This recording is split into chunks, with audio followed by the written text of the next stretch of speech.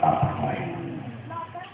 امام اہل سنت 10 سال کی عمر ہوئی مسلم ثبوت اصول فقہ کتاب، جس کا شروع کا حصہ جب پڑھایا جاتا ہے 15-20 صفحے شروع تھے تو ایسا معلوم ہوتا ہے کہ یہ اصول فقہ نہیں بلکہ معقولات سے تعلق رکھنے والی کتاب ہے۔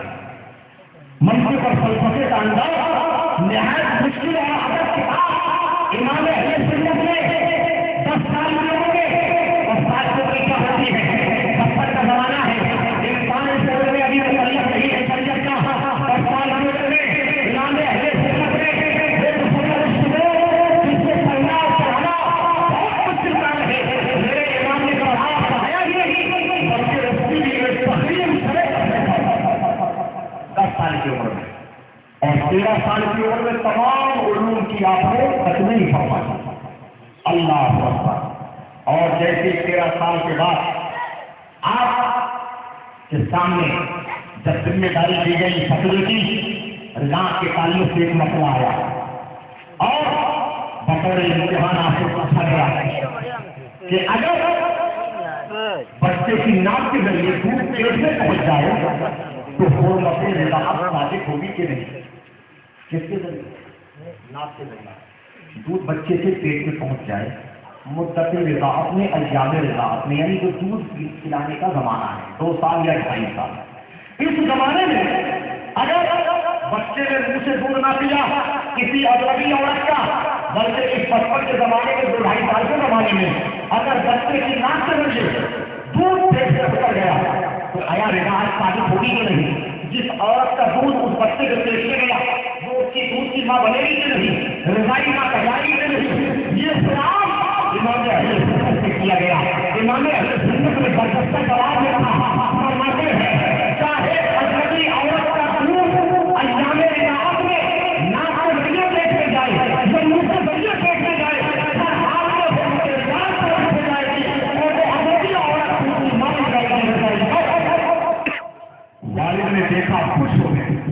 علامہ نقی علی خان صاحب علیہ الرحمٰن نے یہ جواب دیکھا، خوش ہو گئے اور فرق کرنے لگے، اور فقادہ نبی کی ذمہ داری امام اہل سنت کو دے دی گئی۔ اب کوئی بھی مسئلہ آتا ہے میرا امام اس کو حل کرتا ہے، جواب پتا پاتا ہے۔ اللہ اکبر۔ امام اہل سنت نے بہت عظیم احسان فرمایا ہے ہم پر، اور یہ احسان ایسا ہے ہم اس کا بدلہ نہیں چکا سکتے۔ قربانی طور پر ہم جو ہوئے ہیں ان کے قریب ہمارے بولنے کو قبول فرما لے۔ ٹائم کافی ہو چکا ہے، دوسری پڑھ لیجیے۔ صلی اللہ علیہ وسلم صلی اللہ علیہ وسلم السلام علیکم یا رسول اللہ۔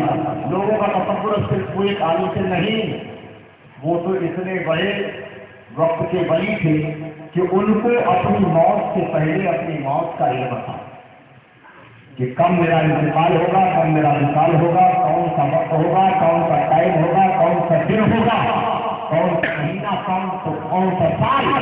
یہ امام اہل سنت کو سب کچھ معلوم ہے۔ امام اہل سنت نے اس لیے قرآن مقدس کی آیت کریمہ، سورہ کہف کی آیت کریمہ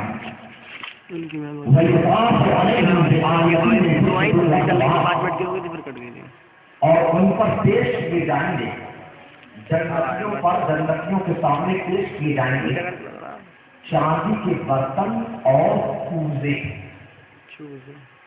چاندی کے برتن اور کوزوں میں ان کے لیے پانی اور کھانے کی چیزیں پیش کی جائیں گی۔ بالکل صاف شفاف ہوں گے وہ برتن، جیسے کہ شیشہ، آئینہ۔ امام اہل سنت میں اس سے علامہ محدث طوسی رحمۃ اللہ علیہ جو اپنے وقت کے ایک عظیم محدث تھے، میں علامہ وسیع احمد بہت مشہور تھے، ان کی بھی تاریخ مثال کسی آیت کریمہ سے استخراج فرمائی اور اپنی بھی آیت کریمہ اپنی بھی تاریخ مثال کو اس کی آیت استخراج فرمایا اور اسی سے نکالا، جس سے آداب اگر غور کے ساتھ اس آیت کو پڑھا جائے تو اس کے آداب 1340 ہوتے ہیں، اور بغیر غور کے پڑھا جائے تو اس آیت کریمہ کے آداب 1340 نہیں اور 1334 کتنے 1334 بغیر غور کی آیت کریمہ کو یطاف علیہم بآنیۃ من فضۃ واکواب. بھاؤ نہ پڑا جائے، بھاؤ کی تلاوت نہ کی جائے، آیت کے بھاؤ کو الگ ہٹا دیا جائے.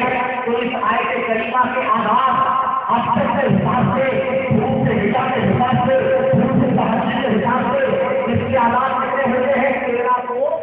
1334. چلے گا جانا، چلے گا چلے گا 34. اور علامہ محدث سوسی کا مثال ہوا تو اس کا ہجری کی 1334. وہیں پر آپ نے تحریر فرما کر کے اس آیت کریمہ سے محدث سوسی علامہ محدث احمد محدث رضی اللہ تعالیٰ عنہ کی تاریخ مثال آپ نے استقرار فرمائی. اور فرمایا یہ ماستر تاریخ، یہ تاریخ مثال ہے. قرآن کی اس آیت سے میں نے استعمال کیا، استقرار کیا. یہ تاریخ مثال کی ہے بغیر باؤ کے. امام اہل سنت نے تحریر فرمایا بغیر باؤ کے. اور پھر فرمایا اگر اس آیت سے باؤ کے ساتھ پڑھا جائے تو یہ تاریخ مثال اس ناصر کی، یہ تاریخ مثال اس ناصر کی ہے. اللہ حضور محدث سوسی کے نبی قاری